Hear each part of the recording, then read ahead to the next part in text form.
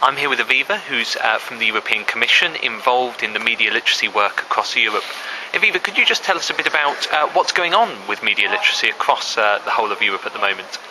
Yes, of course. It's a new issue for the European Commission, even though it's an issue that's existed for the last 20 years at member state level, if not longer.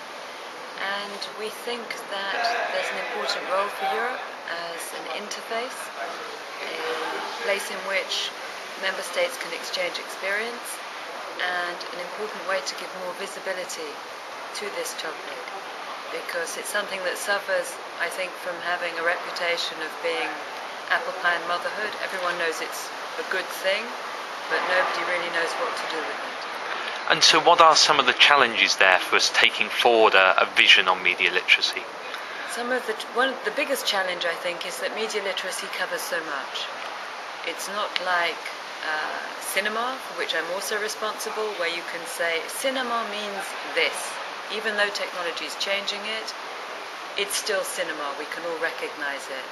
But whilst we all know what it means to be literate, to understand reading and writing, media literacy in an online environment with the many different types of communication is much more complicated. What does it mean to be media literate in the digital era?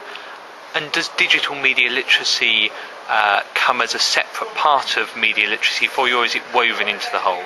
I would say digital media literacy is a subcategory. It's being able to use the tools. For me, media literacy means being able to understand, criticize, and create.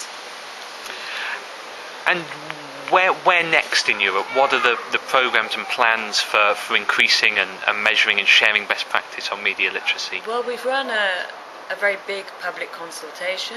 We had replies from member states, we had replies from education, the education community, we had replies from individuals, we had replies from the media industry.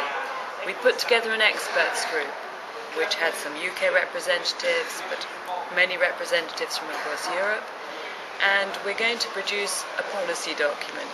You might say this is not so interesting, but actually I think it's the first step in putting together a package of actions with the member states to make sure that, especially from our focus, children and young people can take those first steps into becoming media literate. So a sense there that there'll be a shared goal and shared programme of action across the member states? Very much, because a lot of media literacy falls into subsidiarity, which means it's better done at the member state level rather than at European level. It's about children's education.